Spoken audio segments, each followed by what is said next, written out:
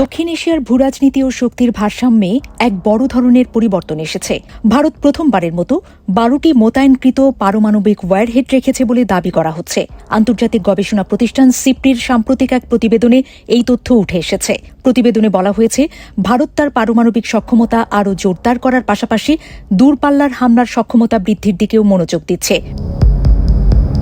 সিপ্রির প্রতিবেদন অনুযায়ী মোতায়েনকৃত বা ডিপ্লয়েড পারমাণবিক ওয়্যারহেড হল এমন অস্ত্র যা ক্ষেপণাস্ত্র, যুদ্ধবিমান বা অন্যান্য ডেলিভারি সিস্টেমের সঙ্গে যুক্ত অবস্থায় থাকে। এছাড়া খুব অল্প সময়ের নোটিসে এগুলো ব্যবহার করা সম্ভব। বিপরীতে সংরক্ষিত বা মজুদ ওয়্যারহেডগুলো তাৎক্ষণিকভাবে ব্যবহারের উপযোগী থাকে না।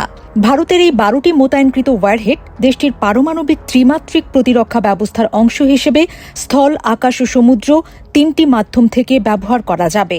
এ ব্যবস্থার মধ্যে রয়েছে অ্যারিহান্ট শ্রেণীর সাবমেরিন, মিরাজ 2000 ও জাগুয়ার যুদ্ধবিমান এবং অগ্নি, পৃথ্বী, নির্ভয় ও ব্রহ্মাস ক্ষেপণাস্ত্র। প্রতিবেদনে বিশ্বের পারমাণবিক শক্তিধর দেশগুলোর তুলনামূলক চিত্রও তুলে ধরা হয়েছে। সেখানে দেখা যায়, মোতায়েনকৃত পারমাণবিক ওয়্যারহেডের সংখ্যায় যুক্তরাষ্ট্র ও রাশিয়া এখনও সবচেয়ে এগিয়ে। যুক্তরাষ্ট্রের কাছে রয়েছে 1770টি এবং রাশিয়ার কাছে 1796টি মোতায়েনকৃত ওয়্যারহেড। ফ্রান্সের রয়েছে 280টি এবং যুক্তরাজ্যের 120টি মোতায়েনকৃত ওয়্যারহেড রয়েছে। অন্যদিকে চীনও দ্রুত তাদের পারমাণবিক সক্ষমতা বৃদ্ধি করছে। 2024 সালে দেশটির মোতায়েনকৃত ওয়্যারহেডের সংখ্যা ছিল 24টি, যা 2025 সালে বেড়ে 34টিতে পৌঁছেছে। তবে পাকিস্তানের কোনো মোতায়েনকৃত পারমাণবিক ওয়্যারহেড রয়েছে বলে মনে করা হয় না, যদিও দেশটি তার সামগ্রিক পারমাণবিক অস্ত্রভান্ডার সম্প্রসারণ অব্যাহত রেখেছে।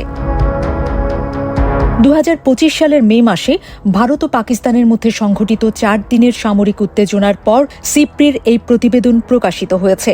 গবেষণা প্রতিষ্ঠানটির মতে, ভারত ও পাকিস্তান দুই দেশই গুরুত্বপূর্ণ সামরিক অবকাঠামোকে লক্ষ্যবস্তু করলেও পরিস্থিতিকে বড় ধরনের সংঘাতে রূপ নিতে দেয়নি। প্রতিবেদনটি আরও উল্লেখ করেছে যে, সাম্প্রতিক আঞ্চলিক সংঘাতগুলো পারমাণবিক প্রতিরোধ নীতির কার্যকারিতা নিয়ে নতুন প্রশ্ন তৈরি করছে। একই সঙ্গে এগুলো বৈশ্বিক নিরাপত্তা ঝুঁকিও বাড়িয়ে তুলছে। সিপ্রির প্রতিবেদন অনুযায়ী ভারত 2025 সালে তার পারমাণবিক অস্ত্রভান্ডার কিছুটা সম্প্রসারণ করেছে, বিশেষ করে চীনকে সামনে রেখে দূরপাল্লার কৌশলগত সক্ষমতা উন্নয়নে জোর দিচ্ছে। বিশেষজ্ঞদের মতে, ভারতের পারমাণবিক সক্ষমতার এই অগ্রগতি দক্ষিণ এশিয়ার নিরাপত্তা ও কৌশলগত ভারসাম্যে গুরুত্বপূর্ণ প্রভাব ফেলতে পারে।